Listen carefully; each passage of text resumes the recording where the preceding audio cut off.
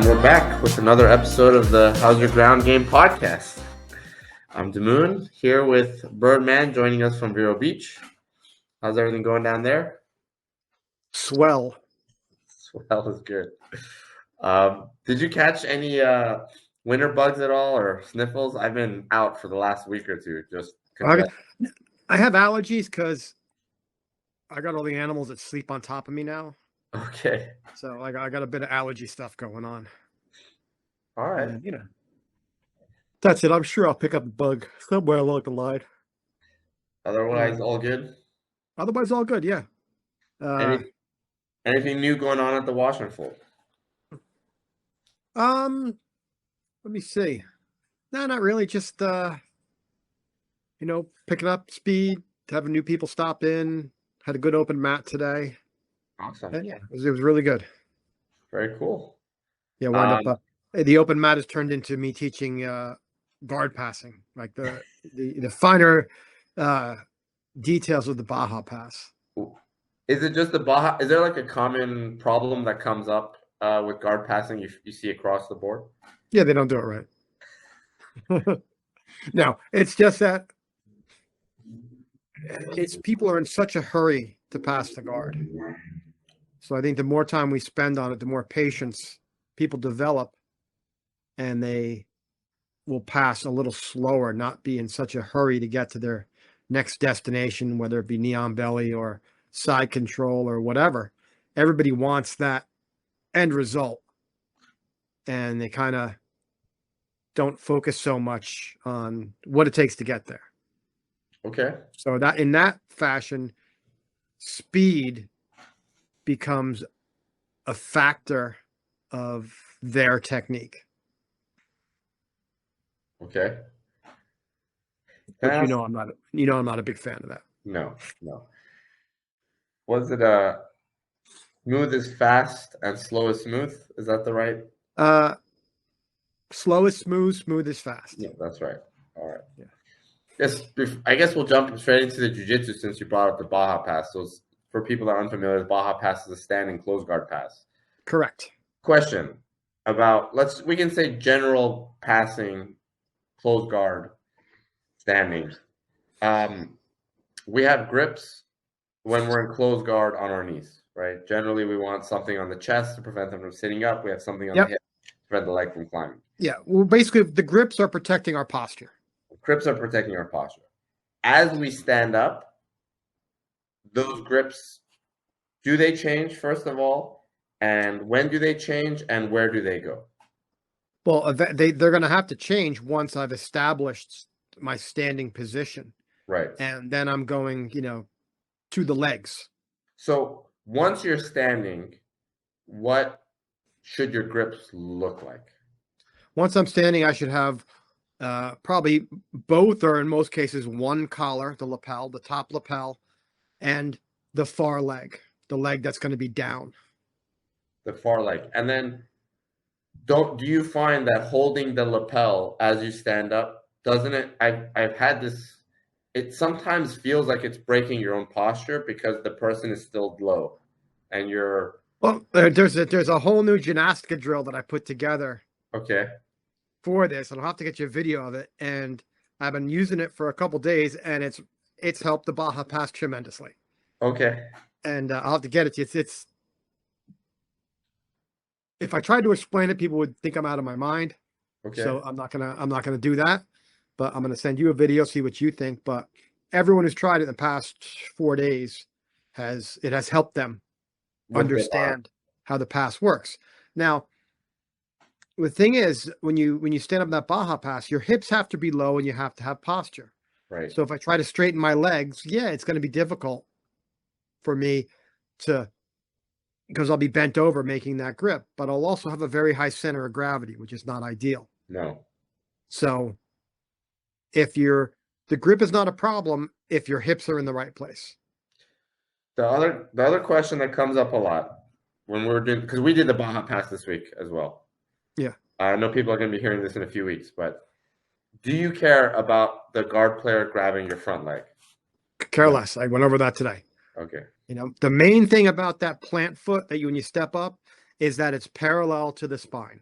That's the main important of that thing. Whether it's deep or shallow or far away, I could care less. The Doesn't matter. toes have to be pointed up the body. Yeah, the foot should be parallel to the person's spine, Right. not kicked out or Kick toed back. in. Right. And I had an interesting question today, and I've had this also when doing this pass. And they say, should I adjust my step according to the opponent's body size or type? Interesting. Okay. And I say, no. No.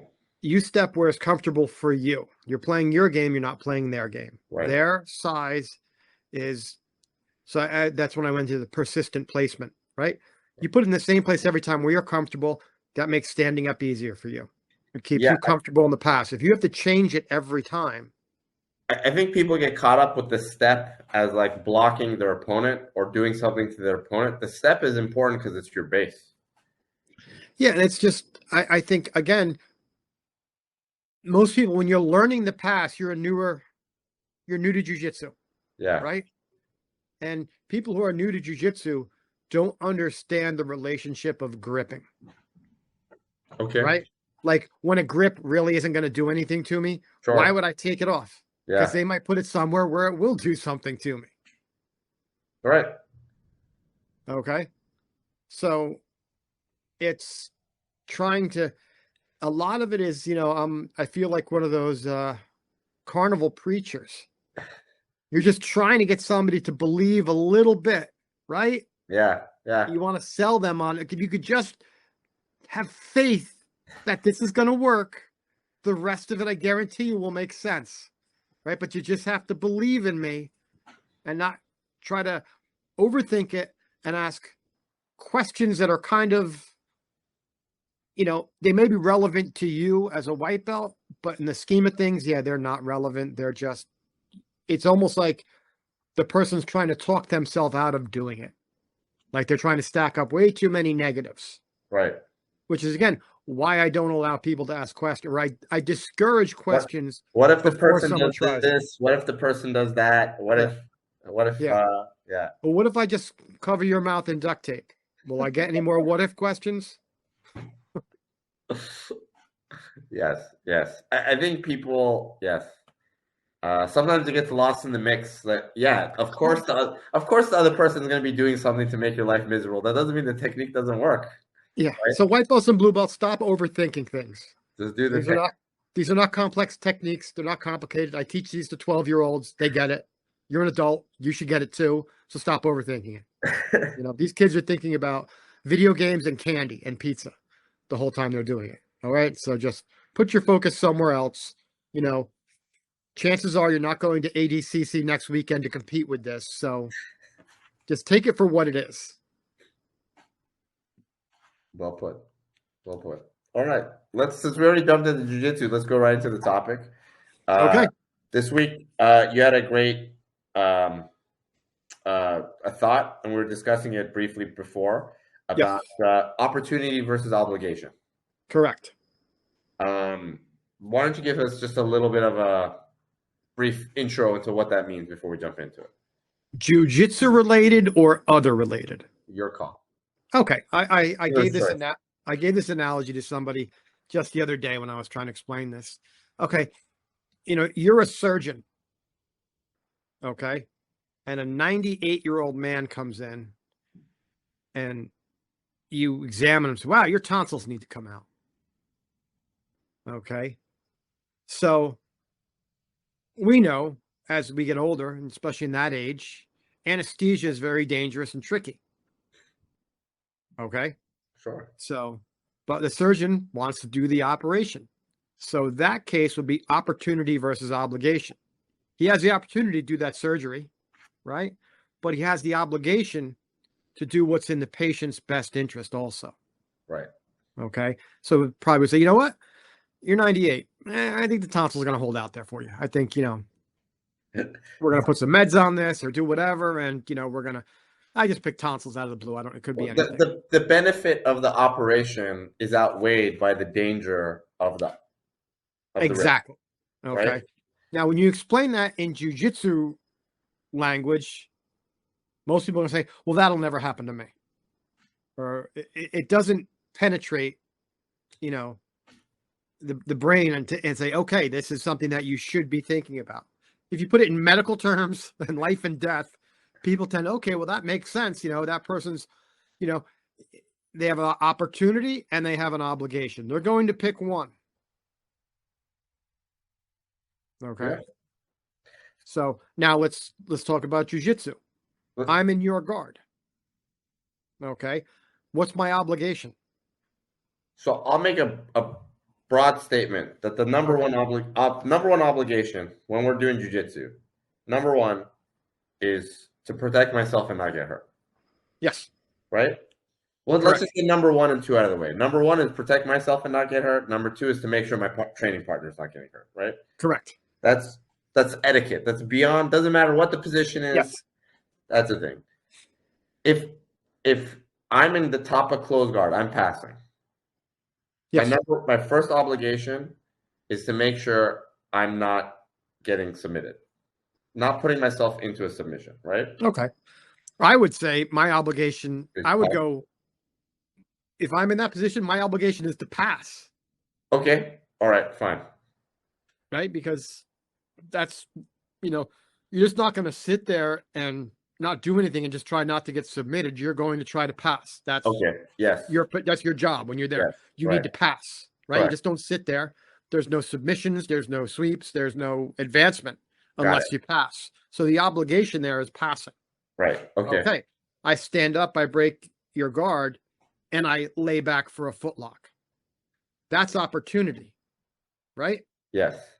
Okay. I took the opportunity to try to finish you, but the footlock fails, and now I'm mounted. Okay. That is a rough idea of one scenario of opportunity versus obligation. I went away from my obligation for an opportunity. The opportunity failed, and it left me in a very bad position. Now, if I start over, and I said, okay, this time I'm not gonna go for the footlock, and I stand, I go to pass, but you get to your knees instead. Okay. Okay. So my obligation failed, and I'm in a scramble. Now, would you rather be in a scramble or would you rather be mounted? Rather be in a scramble. Scramble. So generally speaking, when an obligation doesn't come through, we're not in as bad a position as when an opportunity falls through. Okay. Does that make sense? Yes. Now, there's exceptions and other things can happen, but I'm just talking a general. Of course. You know, we're on one course and we divert because we see something. Absolutely. Absolutely.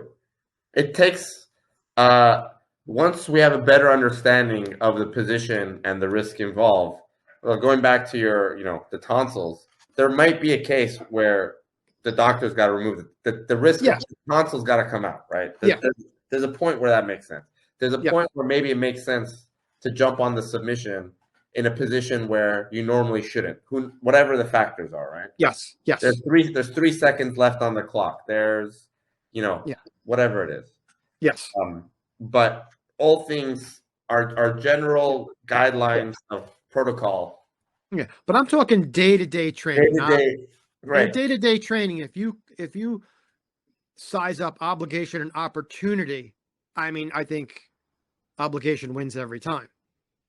Right? Yeah, it should. Because going back to your point, keeping yourself safe, keeping your training partner safe. Right.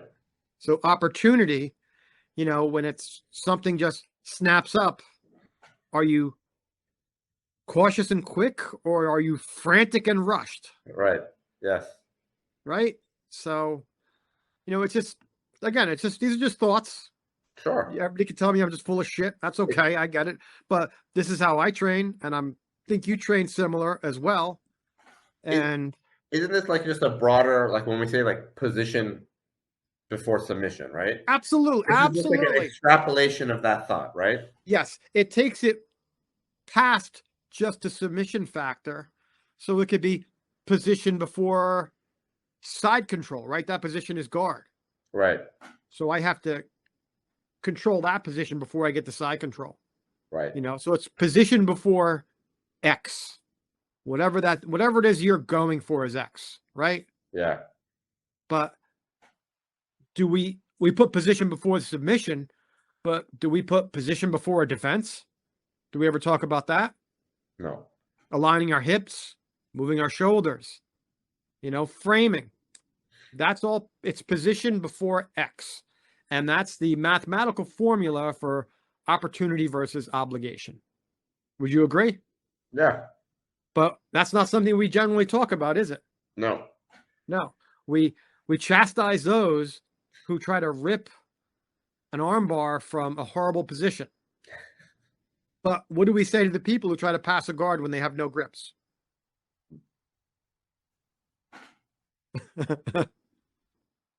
You make the same face I make when I see it. Yeah. Right? It's like, what am I going to tell this guy? What am I going to do? You got away with this one, right? That's just... Yeah. It ties into get it or get away with it. It ties into position before submission. It ties into so many things that we've talked about. But again, it's just another conversation of how do we make this better for everybody, right? Yeah. Not just if you're big, strong, purple belt, brown belt, you're a white belt. How do we make things better for you? How does it become easier, right? Play more of a cerebral game on the mat. And that way you're not going to get hurt. You're not going to get lumped up, and you're not going to take time off, and you're not going to quit. Right. Absolutely. That's the opportunity generally is involves a big athletic movement, right? It's like a low percentage. I got to rush to get this, snap it on, because opportunity generally has a lifespan. It's got like a short window, right? Yes. So we gotta get in there, right? Yeah. Whereas when you're fulfilling the obligation, you're taking it step by step. So there are windows to progress, but the window, the window's longer and generally recurs, right? Yeah. And I would also say, in most cases, opportunity is lower percentage than obligation. Absolutely. Yeah. So I mean, these are, a lot of, especially newer grapplers don't ever think to weigh that out, right? Right. No, I'm going to dive on the submission, or I'm just going to keep posture and remain patient. Like, it's which one is the higher percentage? Absolutely. It's like weighing buying lotto scratch off tickets versus showing up to work. Yeah. You're heading towards the same thing. Yeah, it's about making money, but you're not gonna bank your life on a winning lotto ticket, right? Yeah. Why do you think people make that decision? I mean, I have my ideas, but why do you think we discussed this briefly also, where a lot of the we talked about this, that this is kind of like a blue belt episode where when we don't know anything about jiu-jitsu, when we're first learning as white belts, we don't even see the opportunities. No. Right? You're just minute by minute, moment by moment, what's in front of me, grab it, jump on it, move forward. When you get to blue belt and you start having a little bit of vision, oh, that's where an arm bar exists, that's where a triangle exists, that's where a wheel exists. That's where we start rolling the dice, and we're like, oh, I think I can catch that and get it before he wakes up, right? Yeah. Why do we do that? Why are people jumping on the opportunities rather than sticking with obligations? Ego. Okay. Yeah. It's ego. It's culture. It's YouTube. It's TikTok, right? Everybody wants the highlight reel. Right. Everybody wants the one-armed catch in the back of the end zone, right? They don't play football, so they're doing jiu-jitsu. So now they're looking for some kind of a flying double heel hook. It's just they're looking for things that, they're obviously low percentage, but everybody wants to live that highlight reel, imaginary Instagram life. Do you think that we value, by we, I mean like Instagram, like social media, whatever, Do you think we value winning more than we value not losing?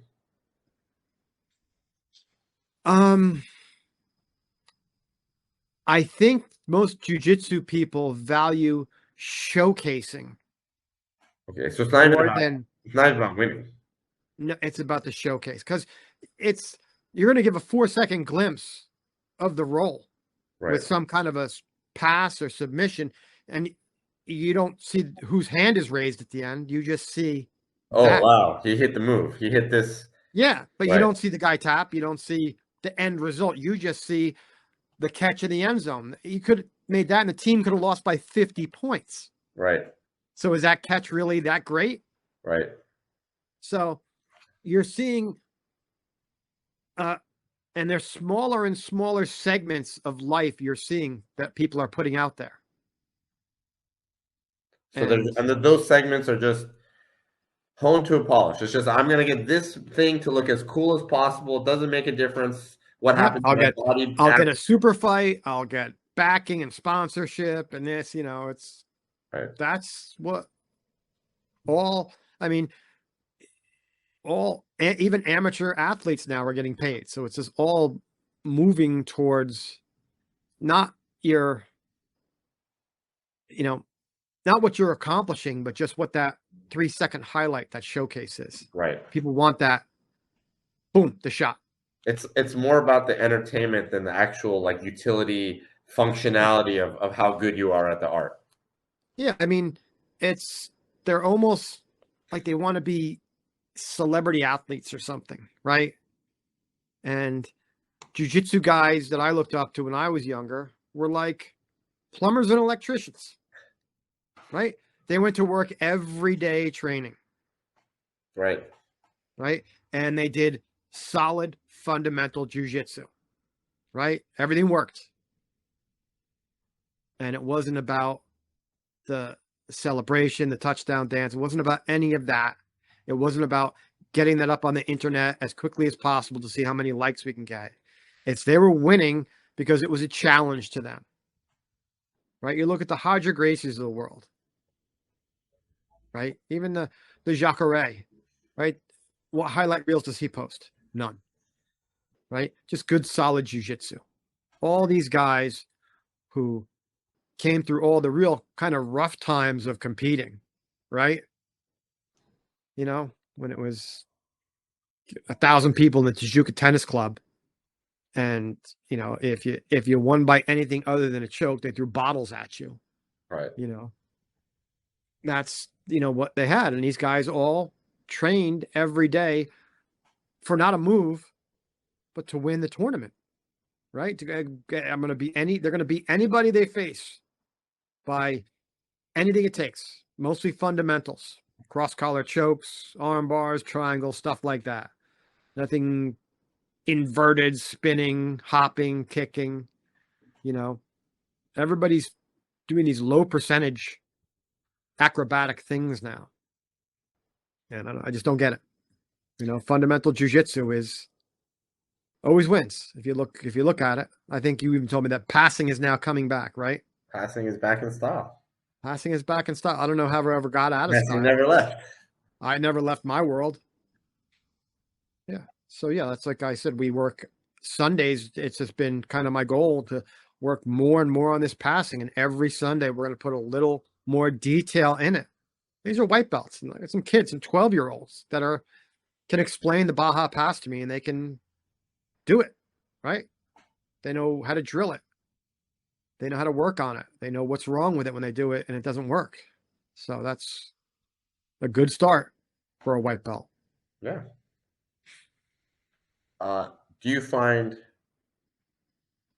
I think one of the difficulties of sticking with the obligation, both in the role and both in terms of, we can even extrapolate to talking about, right, how we should be learning jiu-jitsu, right? The opportunity might be there's some fun stuff in jiu-jitsu. The inverted stuff you talk about, it's fun to play with. It's fun. I'm sure it is. Yeah. Right. But then the obligation is like the meat and potatoes. Can you get out of bottom side control? You can do the berimbolo? Can you escape from the back? Can you escape from the back? Can you not get mounted every time? Can you not get mounted every time? Right. It's, because some guys, it's like a one-trick pony. They have that one trick they're great at, but there's a lot of parts of jiu-jitsu they're just not there. And if they want to just kind of funnel it into that position where they get that one move. Is it fair to say both in the role, like, so if you're on top of a guy and you're frustrated, you can't find an opening, right? The obligation would be to maintain the position until the opening you want opens, right? Yeah, cook them. Cook the guy. You're on top. Stay on top. That's when I'm on top. My obligation is to stay on top. The opportunity would be, as the internet loves to say, fuck it, try leg lock, right? Yeah, or I'm gonna grab this anaconda choke and roll. That's an opportunity. Now, great choke. It could work. If it doesn't work, where does it leave me? Not on top. Do you find that in general, like there's a term in I've heard before. It's called the long short road and the short long road. Like the obligation, the fundamentals, right? The non-flashy jiu-jitsu takes a little bit longer to learn, to finesse, to perfect, right? Because the other person knows what you're doing generally. Yeah. In the role, doing just chokes and arm bars from mount in the back takes a little bit longer to get, but at the end of the day, once you get consistency, you have consistency. Whereas taking the opportunity, we call it, it's a short, long road. Yep, it might be an easier option. It might look like a wide open door, but a lot of times it's going to leave you in more trouble than what you get out of it. Yeah. You have a problem in your house. Now, do you call the handyman or do you call the plumber? I mean, it depends what the problem is, right? You have a problem with the drain. We call the plumber. Okay, why? The handyman works on plumbing. Yeah, but the plumber's he specializes in. Yeah, the handyman does a little bit of everything. Right. Right? So the plumber does plumbing. Right? So he knows. He has experience. He has the tools. He has the know-how. He has the schooling. Yeah, the handyman might be able to do it, but do you want to take that chance? No. Yeah. So that's, again, specialize yourself and find your style of jiu-jitsu and specialize in that, right? If it's your style is staying on top, passing, having control, stay on it. Don't, try to keep up with someone else on the internet just because they have more followers than you. Well, I'm going to roll like this guy because he's, everybody likes what he's doing. And I see you smiling because that's true, right? Yeah. People always say, well, that works for them, so it'll have to work for me. That's my fix. That's what I need. That's how I'm going to get my purple belt. Right? Right. If I watch all these leg lock videos, then I'll have to get my purple belt. Well, what do you look for blue belts as they're growing into purple belts? What are some telltale signs that they're maturing as blue belts into purple belts? Because I think it's fair to say there is a certain point. I know I had it. I see it with everyone. You get your blue belt and you're starting to have some success on the mat, and you're just like, you want to experiment a little bit. You want to play with the berimbolo. You want to play with the inverted guard. You want to play with the bicep slicer, right? That's not the time. Blue belt is not the time. Not the time. Interesting. When would you say is the time? Purple belt is the time. Purple belt. Blue belt, your job, when you're a blue belt, your job is to perfect a guard pass. Okay. That's your job as a blue belt. White belt, you survive. You survive. And at blue belt, you start to learn jiu-jitsu. Okay. Okay. And the first thing you need to accomplish is you need to understand how to pass the guard. That is the closed guard, the open guard, the half guard, the butterfly guard, in general. How do you get around this person's legs, beat their hip line to a dominant top position? You're going from an inferior top position to a dominant top position. That's your challenge as a blue belt. Okay. Not, I need to know all these spinning, things. What's that going to get you? I'm not saying blue belts last week you didn't know anything. I'm not saying blue belts should. I'm saying blue belts do. Oh, I know that. But I'm just saying, So you're going to say, okay, I was a white belt last week. I got my blue belt now. I'm just going to, everything on the internet is fair game. I understand it all. It's you got to add some spins to your jiu-jitsu once you get the blue on the belt. That's just the. Yeah. That's why I vote we get rid of the blue belt. Let's go straight to purple. White to purple. 3 years. 3 years at white belt. Go straight to purple. I'm in. 10-stripe white belts. 10-stripe white belts. Then Let's right to purple belt. We don't have that blue belt problem anymore. I'm in. And if the blue belt gets mad, hey, I'm sorry. It's good for your gym retention also because people disappear at blue belts. It's good for jiu-jitsu in general. It keeps you kind of in check. Yeah. Right? If you're a white belt longer, went right to pro belt, and then you know what you're doing, then you can pass the guard. Okay, now I can try some things. It just keeps people in check. People just, they get a little bit of information and they just assume that they're an expert. At what point do you find that people generally start getting this obligation versus opportunity? At what point in their like the belts do you think where people mostly start saying, "Okay, I'm gonna set aside"? I don't think most people at all ever get it. Really? Yeah. So you think people just, if it's a personality type, they just keep chasing the mode, whatever the fashion, whatever's the meta, the trend. Yeah, or even inside the role itself. They're lured off their game plan by some low-hanging fruit. Just going after it. It doesn't work all the time, but they're still going to do it. And maybe they're athletic enough to scramble back in, which is getting away with it, not getting it. But, there's something you say about patience and sticking to your plan until your plan fails, right? What is failure? Your game plan. Do you jump off that trail when there's an opportunity, or do you jump off that trail when it ends? Right. What would you do? You go till it ends. I mean, it's got to be a really good opportunity to do. Yeah. But I always think of the Dukes of Hazzard, right? They're flying down the dirt road. The cop is chasing them. Oh, here's a shortcut. They bang a quick right, and they boom over the dirt mound, and they jump over the river, right? You're not always going to clear the river. You're not always going to clear the river. Okay? So everybody wants to hit that berm at 80 and clear the creek, but you don't always make it. Sometimes you got to stay on that road and outrun the cops. So what do you do when the plan fails? Wait, first of all, what is failure? So if my plan, I go into a role, is to pass the guard and then work from the top. I come across, I have a few guard passes, and my opponent shuts down my guard passes. Right? Okay. But let's say that I'm not getting swept, I'm not getting submitted, right? Because obviously if you're getting swept or submitted, then now it's the other person's turn to enact their game plan, right? Like, yes, you're defending, right? You don't have a game plan when you're in the bottom of the mount. That's not. Yes. So you can't pass the guard. You go left, you go right. Well, here's the thing.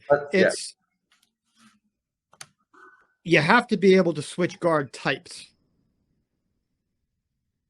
Okay. Right? So I stand, I get your legs open, but I can't get around the legs.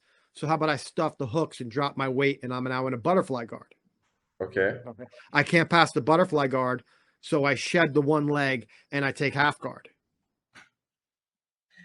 Is it fair to say the same way we talk about when we're attacking from the top? Side control doesn't work, I go north-south. North-south doesn't work, I go knee on belly. Same thing with the guard. I'm gonna try passing half guard. You stuff my half guard. I put you in butterfly. If something fails, I'm not just going to try it again instantly. Right. It just didn't work. But it also doesn't mean that we have to shelf it for the rest of the match. No. I can come back to that. We're gonna rotate. I can come back to it. Yeah, but I'm gonna go somewhere else. If you're making it very difficult for me to stand up and pass. Fine, I'm gonna pass low. Okay. Low is, you're controlling my head. I can't pass low. I'm gonna pull back a little bit and see if I can clip onto a half guard. Okay. Then maybe I'm gonna pop in for a reverse seated. Okay, because then it takes controlling my head off the table. Right. Okay. So I I know all these things from experience on the mats, from passing for so many years. Just like if you or anyone else trained for a long time, you know this from all the rolling live you've done. And it's just having the wherewithal to think about what you're doing in the moment, right? Not just, I got to go here, I got to go here, I got to get to that footlock, I got to go here, I got to.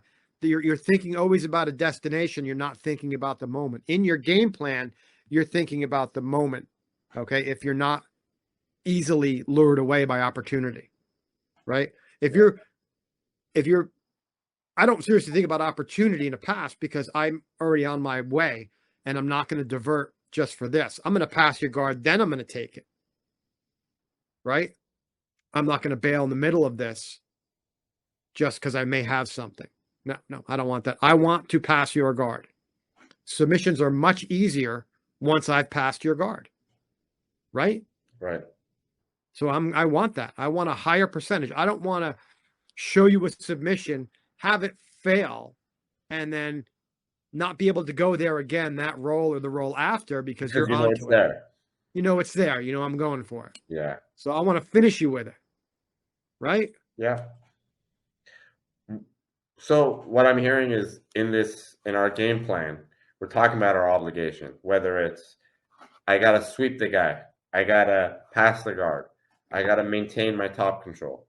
Whatever that obligation is, it's also kind of embedded in it that it's not necessarily that it's a one go and fail. Like, yeah. I'm not going to get on top and then automatically stay there just because I decide I'm going to stay there, right? It's a constant attention. You have to have the intention to be on top. You have to have the intention to be on top, right? You don't just choose to do a guard pass instead of a flying heel hook, and now the guard pass works, right? You got to keep the game plan has to incorporate the cycle of try, position, persist, maintaining position, right? Do you think maybe that's another reason why people like to take the opportunity, because they don't have to be persistent? They try it once, it failed. It's like, oh, well, I tried it. Yeah, I tried it. I should get an advantage or a credit just for trying it. Right. Or I have an advantage now. What does that get you? Nothing. In the real world. In the world of training, advantages don't. How does an advantage make you better in the whole scheme of jiu-jitsu? Doesn't. It doesn't. Right? It's an attaboy. Yeah, attaboy. You went for it and it went nowhere. Attaboy. Nearly is nothing, right? Yeah. Nearly is nothing. There's no points for near. There's no points. There's no. I almost submitted him. Yeah. Does anybody close to winning ever get a standing ovation? No.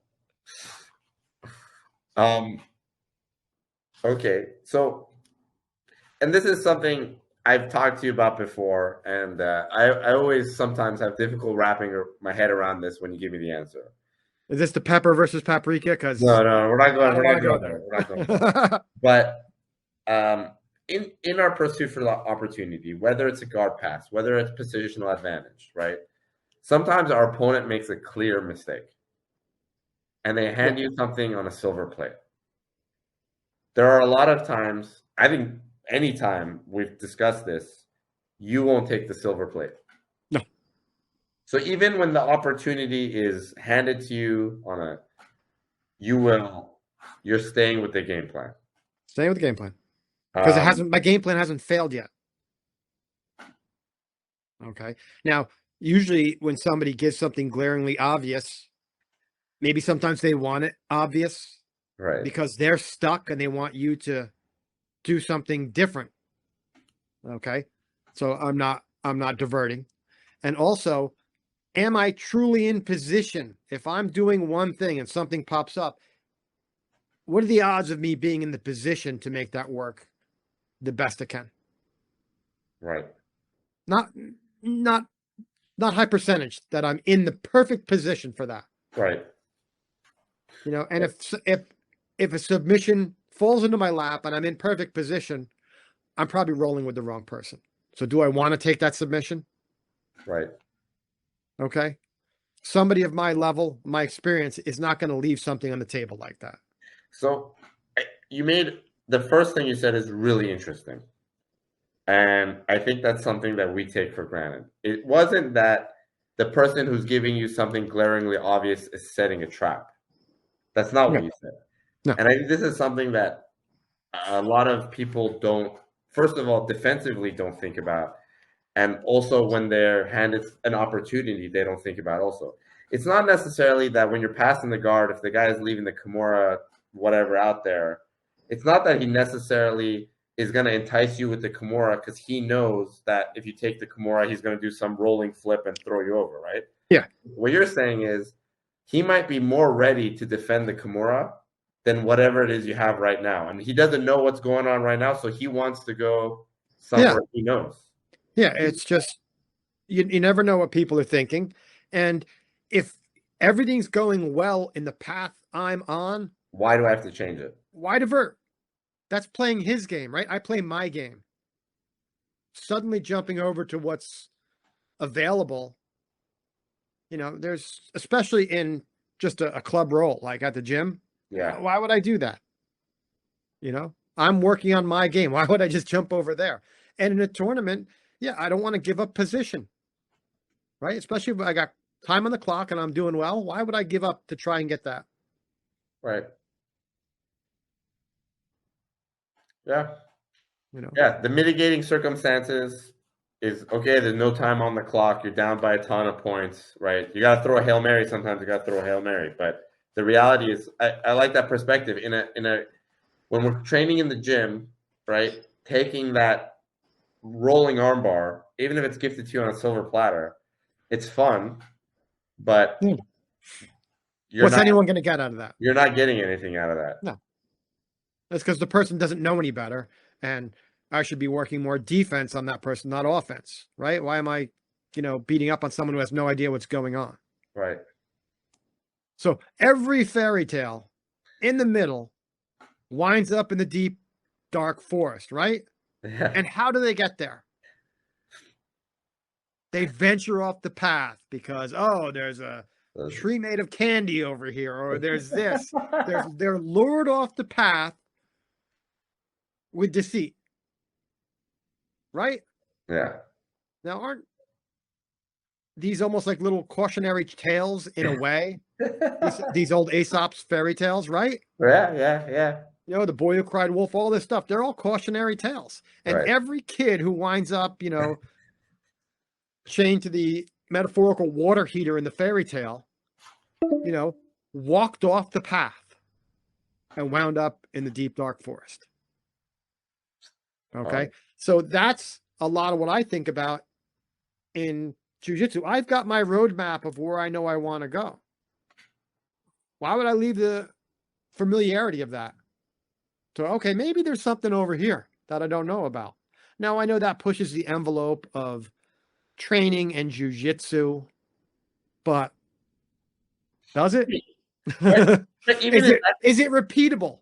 But even in that context, sometimes you go in with the role of like, I'm going to mess around just to see something. Yeah. Right? Like you said, sometimes you're rolling with someone that's not at your level, and then it's just kind of like, okay, let me just play. Have fun.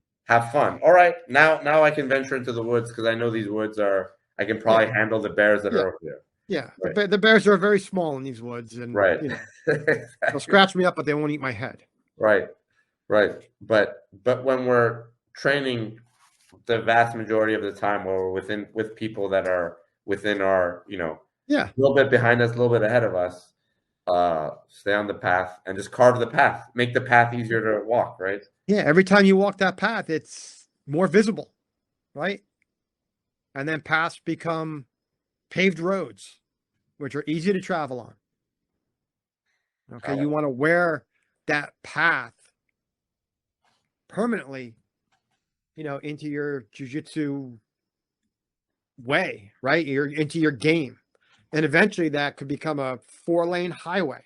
Right. What started off as a footpath through the woods is now a 4-lane highway because you've traveled it so many times and you have it worked out so well. It's refined. So blue belts stay on the path for sure. Stay on a path. Serial killer basements are just riddled with blue belt corpses. And as a point, I don't hate blue belts. I just would like to see an update in behavior. Blue belts are people too, I guess, right?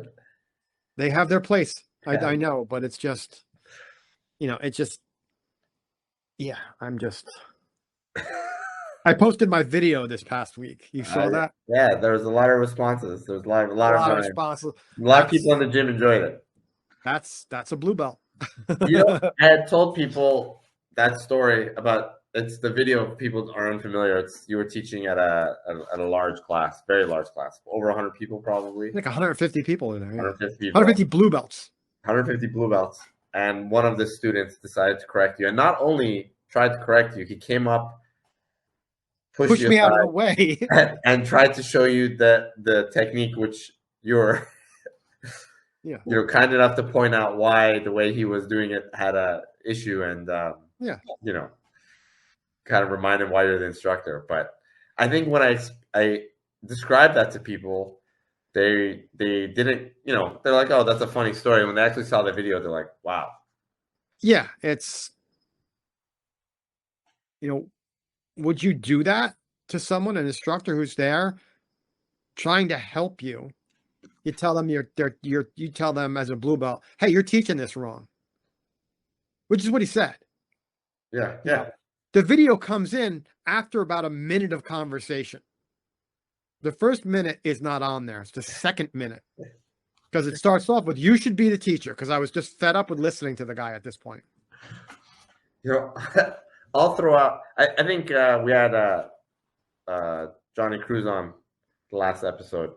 Yes, sir. He's talking about the Dunning-Kruger effect, which is where when you have a little bit of information, all of a sudden your confidence blows up. And then when you get a little bit better at it, it drops down. And I've been thinking a lot about how, like, if I went back in time and I rolled with myself as a blue belt, how would that roll go? And I was like, man, I was good as a blue belt. I don't know if I could handle it. And I'm like, wait a second, that doesn't even make sense. Why would I be afraid of myself as a blue belt? And then I was like, oh, because as a blue belt, my confidence level was so ridiculously high. All I remember is thinking how I was so good at jiu-jitsu. And now that I've gotten better, now I look at my own jiu-jitsu. I'm like, man, there's so many things I suck at. So yeah. I mean, I always tell, the white belts, a lot of them run into, okay, yeah, I know that already. No, you don't know it. I don't even know it that way. I don't know it perfectly. I will never know any technique perfectly. That's right. I know it enough to replicate it. I know enough to teach it. I know enough to answer any question about it. But am I really satisfied with the knowledge I have? I'll never be satisfied with the knowledge I have. And that's what people know. I already know the armbar. How could you've been training for 6 months. How could you already know the armbar?